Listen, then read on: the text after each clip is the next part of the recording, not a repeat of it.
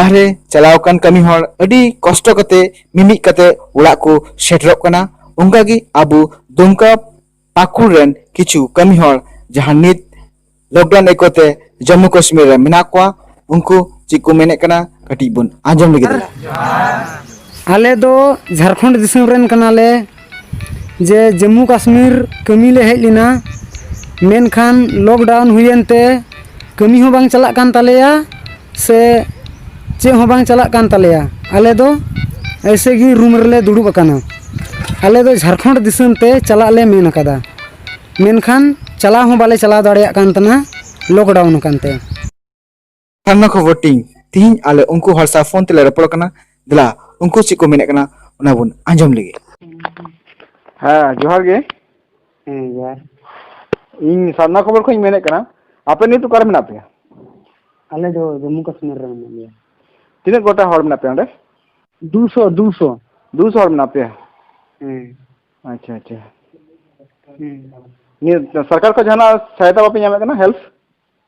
हाँ बोले control room को फोन है कि ना उनको कुमेन कदा रजिस्ट्रेशन होता है लिस्ट बिना पे बोले आपे 10 दिन भीतर पे बोले गोरा राज लाया जाएगा अच्छा अच्छा अच्छा आपे उड़ा दो ओकर हिना तुम तो आपन चिताबन माही मुर्मू और उड़ा दो दुमका जतो हरगी दुमका तकोर निवासी अच्छा अच्छा अच्छा माने सरकार का मदद नाम कना बा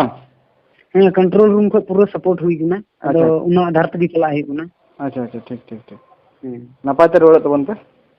ठीक हां ठीक जम न्यू को तो चलका जम न्यू को जतो बोले फिलहाल दो उना करना दो दुख तकलीफ दो बांग मेन खान उने को मेन काल का प्रदेश रे जम कते हम ताहेना तो रस्के बाम ताहेना और अपना उड़ा रन ताहेना तो रंगे कते हम रस्के ताहेना होय होय ना मा सही कथा कने माने जम न्यू को तो माने जामो कना सब पूरा नाम माने ए जम न्यू रे दो अभाव दो बनु मेन खान उने मने जी बाय मना कना तो होय होय ना मा सही कथा कने हां अपना दिसम के तो अपना दिसम का होय था बस बस बस बाहर दो कोई बाय कुली में तो जम कदम से बांग होय होय होय हां मतलब रजिस्ट्रेशन माने होई कांते पे से होई कांते पे हे नीत बोले उना की ऑनलाइन जो थोड़ा रजिस्ट्रेशन दुलुब कना और लिस्ट इन की नीत गिन तैयार कना अच्छा अदो उना की तैयार करते कंट्रोल रूम और दो